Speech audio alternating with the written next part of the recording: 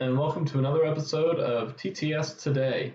Today we are going to be going through bin locations, how to create them, how to manage them, and how to edit them. We'll start off by heading over to the product section, and we'll go to Manage. I'm going to work with Gravity again today. As you know, it's my favorite vendor. So I'll just search them up and find a product. So we can start with Gauss. If we scroll down to the bottom, you'll see the product inventory section, and you can see the bins. So you can see that we've got one bin in the main warehouse, one bin in the second warehouse. We'll be working on the main warehouse today. If we click this drop down here, you can see the suspended bins, of which we have none. And finally, the create new bin section. So we can do that. We'll just call this one main warehouse number 2. I'm just going to hit add bin. And now you'll see that it pops up in my product inventory bin locations. And now I'm just going to hit update product and save my changes. The next step, we're going to be staying in the product section. This is just another way to manage bins. I think this is probably the easiest way to take care of them. We're just going to go to the manage bins page. Here you can select a vendor. So we'll do Gravity again. We can select a product and we can stick with Gauss. We just created a product bin for it. And all we have to do is hit manage bins. You'll see it brings up that exact page, but it's a little quicker to get to the bins that you want to deal with. Right, you can still see your suspended bins. You can look at the warehouse that you want. And you can create a new bin from right there. So those are the main areas where you'll be able to create, delete, suspend bins.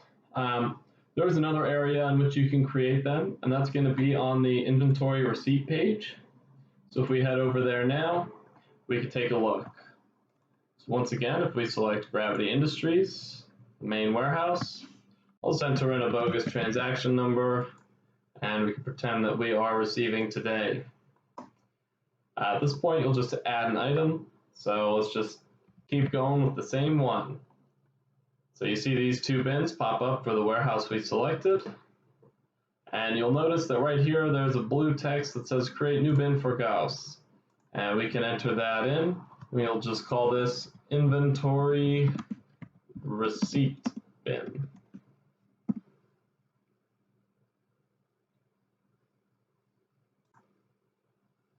So it lets me know that this bin has been created successfully, and then it makes that the automatic selection, and we can just throw 100 in there. Now we can just hit save.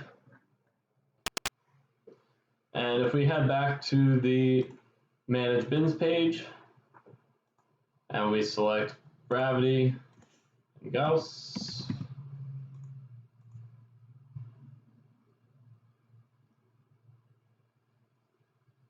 you'll see the new bin appears with the quantity that we added in.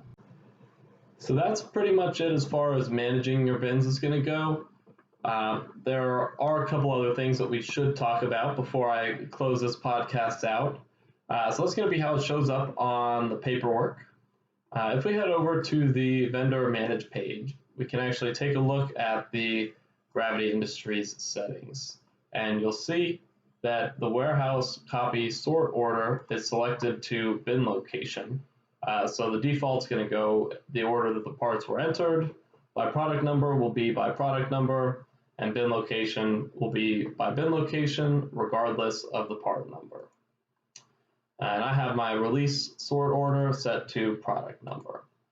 So I'm just going to leave it how it is, but if I make any changes, as usual, I'll just hit update vendor when I'm done. So if we go to actually create an order, we can see how this will look on the paperwork. So let's go create order. We'll go with Gravity Industries.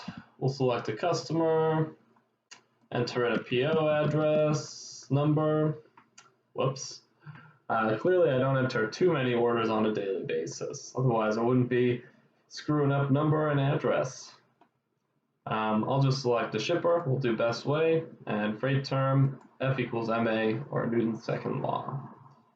So I'll go to add an item now, and we'll start off with Gauss. Let's just say we want 2000. And so you'll notice that it'll try and throw everything onto that primary bin, but we only have 1630 on it. So we'll change that to 1630. And it'll just throw everything into the quantity to commit. We'll throw 100 into the inventory receipt bin. And finally, we'll throw the rest in here. So 1630 plus 100 is 1730, so 270. Whoop, not 2870. 270 into the main warehouse bin, and it'll just go on to warehouse back order. Of course, I could throw that warehouse back order onto any of these bins. I just threw it onto this one for fun. So I'll add order item. And next we can add another item. So we'll go Einstein. You'll see he actually has two bins as well. This time, neither of them have any quantity. So we'll add the order item and close. And from here, we can actually take a look at where the bins are if we hit these shopping carts. From here, we can actually change any of these values. So if I wanted to just put 1600 on the quantity to commit and only 30 on the warehouse back order, I can. And I can just make any of these changes and hit distribute bin. So now we're just going to hit create releases. And you'll notice that Gauss pops up a couple times. It's just letting us know that it's coming from two different bin locations. So if we save release and order. So now we're actually ready to look at the paperwork. So if we open up the warehouse release for this, we take a quick peek. And you'll see it has the two bins for Gauss, inventory receipt bin, and the primary bin.